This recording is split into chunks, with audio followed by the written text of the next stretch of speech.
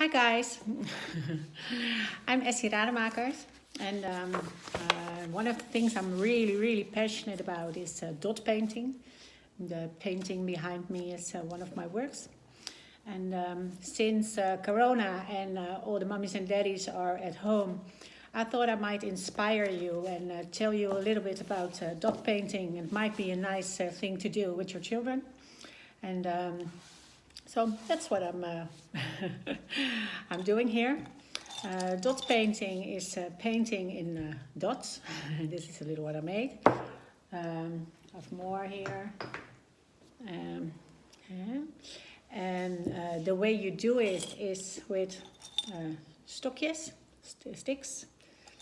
I also use all kinds of stuff out of the kitchen. You can use both sides.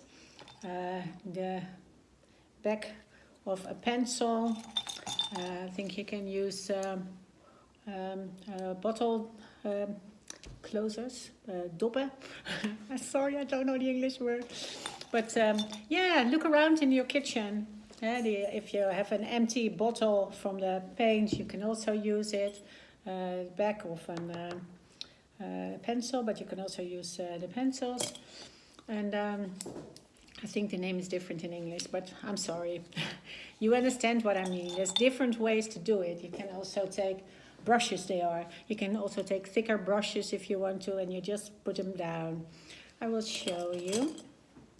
The way you do it is, I will make a stick, is you put some paint on a plate, and you just put it in.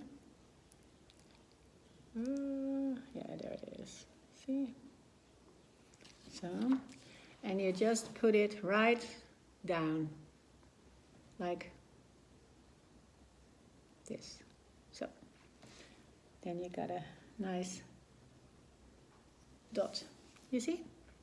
That's the way to do it. And here's some paper. Then you clean it. And if you have brushes, you use water. But mostly I use paper.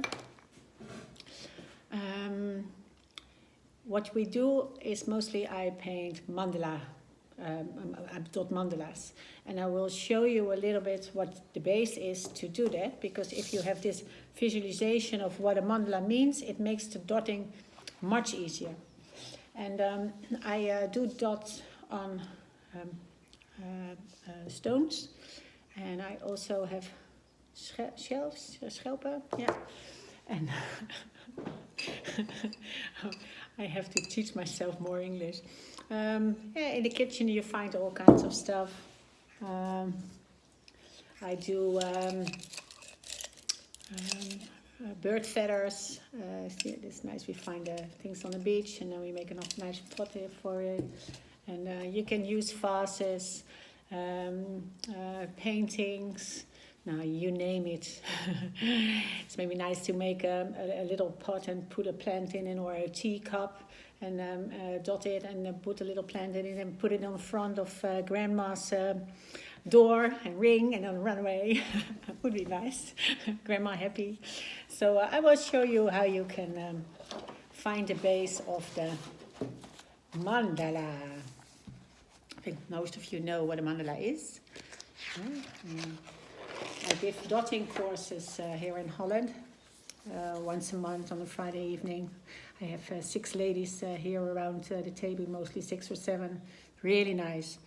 I love it. I like to see what everybody makes and stuff. So yeah, and how it develops. And but I show them this as the base for the mandala dotting. And this is, we all know the flower of life. And basically a mandala is a circle with lines, and the base is always the cross. And I will show you. If you go dot painting, you also use the cross. Yeah? And here I did some small dots and bigger dots, but you can make it in any way you want. Here you can see I did it kind of in a different way. The cross is hidden here too, but it's not as visible because I use the spaces. Yeah, but this is mostly the base for a mandala. And then in the cross you can make the 8, the 8 dividement. And here you see, you put in the middle of them the space, then you get a dividing of 8 parts. Yeah? And in between the dividing of the 8 parts, you can also fill. This is the cross. Yeah, and this is the 8 dividing. And then in between there, it's possible to make another row. And this kind of gives a balance. And this is a very big one you can fill in later on here also. Lots of possibilities. It's really nice. So now you have an idea what you can do with the cross. And then there's also the 16 dividement, and then you get this nice thing. I love this. I love to make it. It's kind of psychedelic. And if you watch it, it comes to you. But as you can see, it also here has the points from the cross, the 8 dividement, and then you just fill it in. Here you can see the base. Yeah, so you start with the cross, then you fill in the square, and then you fill in the blanks. And what you do for the rest is you just fill in the spaces. Well, I think you can see it better like this. You fill in the spaces in between, and you just keep doing that. And then the next round and the next round. And you can choose either to make your dots smaller or bigger. It gives different, it gives a different effect. Yeah. So, and then we just say, go with the flow. Make something nice of it. Yeah. You can use all kinds of different paints. Acrylic paints are really nice.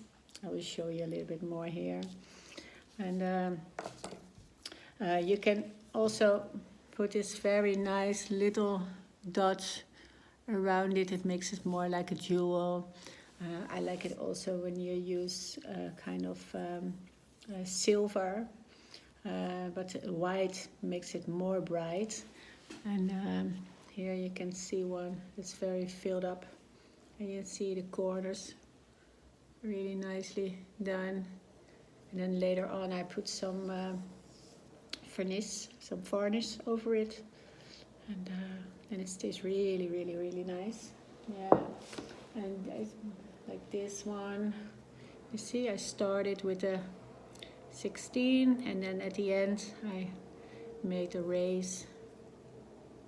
It's really nice. This is with Amsterdam acryl paint, and it gives more, maybe, I don't know if you can see it, but it gives kind of layers on top of it, and it always feels kind of like it's art for blind people. It feels so there's lots of possibilities to do this.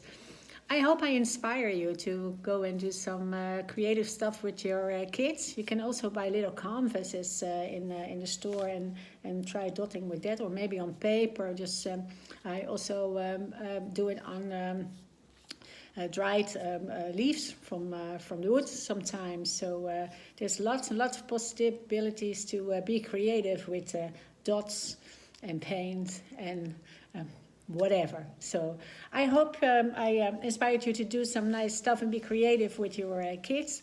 And yeah, in these times I think everybody be healthy and stay positive. And yeah, bye.